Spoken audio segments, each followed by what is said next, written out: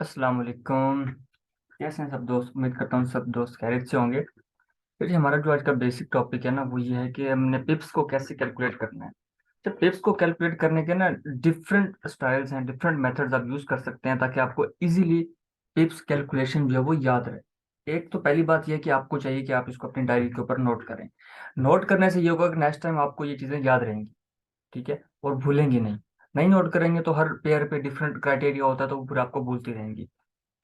सबसे पहला जो तरीका है वो ये है कि गूगल साहब जिंदाबाद। आप गूगल पे जाएं, वहां पे लिखें how to calculate pips in forex. वो आपको अपनी जुबान में ये देखे सारा कुछ बता देगा कि आपने किस तरीके से इसको कैलकुलेट करना है, फिर कितने पिप्स कितना होता है, ये सारा कुछ आपको यहाँ पर ये बता देगा। पेयर्स के हिसाब से, commodities different, how much profit in one pip, फिर लॉट साइज के हिसाब से आपको बताएगा सारा कुछ करके। ठीक है। और दूसरा ये कि आप यहाँ पे इमेजेस पे क्लिक करें तो डिफरेंट इमेजेस आ जाएंगी, आपको वहां से पता लग जाएगा कि आपने कैलकुलेट कैसे करना है पिप्स को। एक सिंपल इमेज में आपको ये दिखा देता हूँ कि ये है कि आप किस तरीके से पिप्स को कैलकुलेट किया करते हैं। ठीक है, अब यहाँ पर एक पेयर है, उसकी एग्जांपल दी हुई 1.23754 यहाँ तक की। तो इसमें आप ये देखें कि जो सबसे लास्ट फिगर है वो है 0.1 पिप्स का। फिर आ जाता है 1 पिप, फिर 10 पिप्स, फिर 100 पिप्स, फिर 1000 पिप्स। ठीक है। तो ये इसका कैलकुलेशन का तरीका होता है कि वो पॉइंट के बाद उसको किस तरीके से मॉनिटर कर रहे हैं। ये एक बेसिक सा तरीका है, इसको याद करेंगे तो ये याद हो जाएगा। और इसके बाद अगर आप आते हैं अपने इस ट्रेडिंग व्यू के ऊपर, तो यहाँ पर कैलकुलेट करना बहुत इजी है। आप यहाँ पर कैलकुलेट करके अपने जो मेटा ट्रेडर के चार्ट्स हैं वहां पर उसको अप्लाई कर सकते हैं। मैं एग्जांपल के तौर पे हम यहाँ पर ना एक बॉक्स लेते हैं जी, ये वाला पॉइंट लेते हैं यहाँ से 1.09400, और हम लेते हैं जी 1.09400 के बाद हम पॉइंट लेते हैं जनाब ये वाला कोई,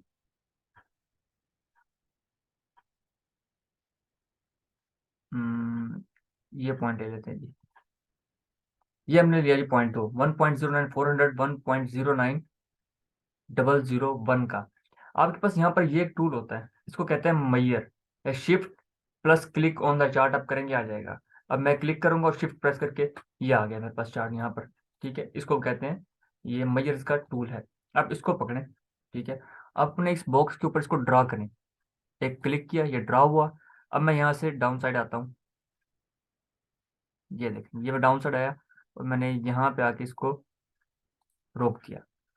अब आप ये चीज देखें, ये आपको बता रहा है, ठीक है, कि इधर से लेके और आपका ये जो बॉक्स है ये कितने पिप्स का बनता है।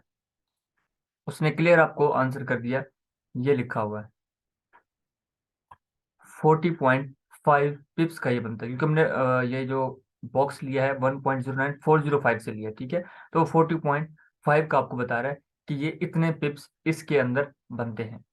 ठीक है, तो इस तरीके से आप बहुत आसानी से यहाँ पर इसको कैलकुलेट कर सकते हैं। और ये ऑटोमेटिक गायब भी हो जाता है, जैसे इस पर मैंने क्लिक करूंगा तो ये गायब हो जाएगा, ये गायब होगा। फिर पकड़ना है, आप फिर आए यहाँ से, आप इसको यहाँ पे क्लिक करें, यहाँ से ऊपर तक जहाँ तक जाना है आप उसको वहां तक कैसे ड्रैग करें, छोड़ दें, आपको बता देगा आपने जो जोन सेलेक्ट किया है वो कितने पिप्स का है।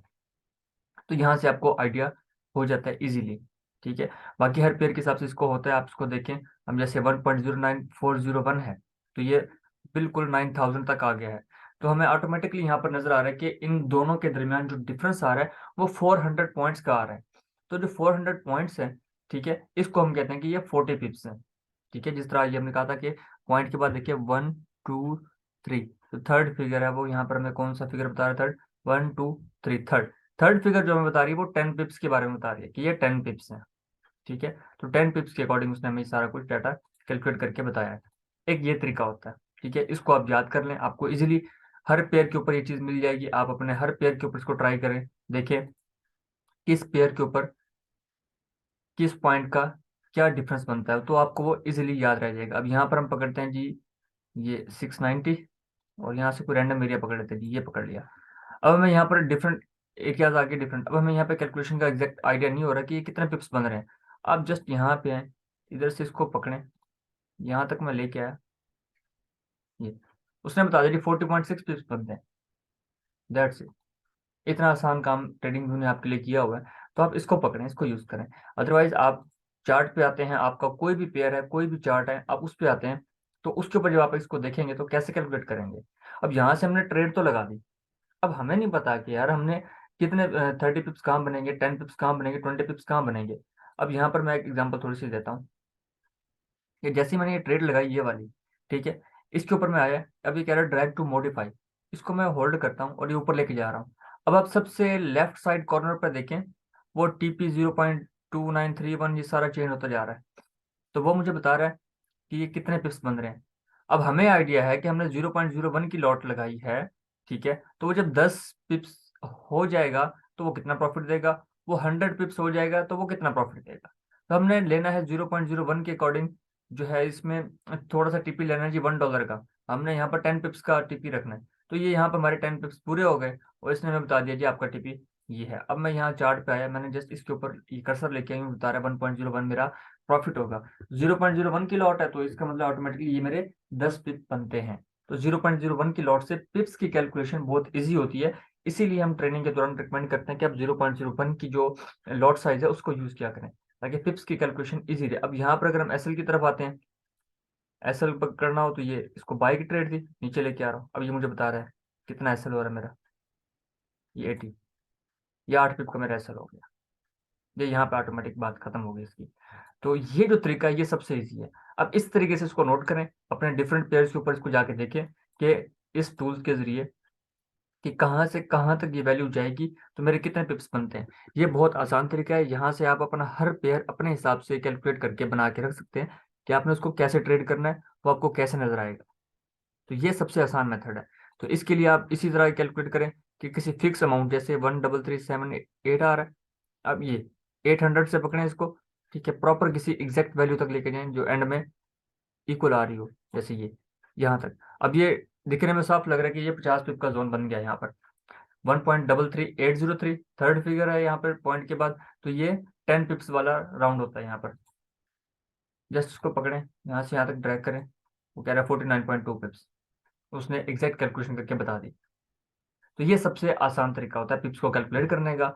इसी तरह जब मुझे ये पता लग गया कि इसकी वैल्यू इस तरीके से काउंट होती है यूएसडी कैट की, तो मैं इसको अपने एक्सनेस या किसी भी ट्रेडिंग प्लेटफॉर्म के ऊपर जाके जब अप्लाई करूंगा तो मुझे काउंट करना इजी हो जाएगा। और यहाँ से मुझे जो ये जो फिगर्स आ रही हैं एंड में, इनको काउंट करना, इनको याद करना भी बहुत ही आसान हो जाएगा।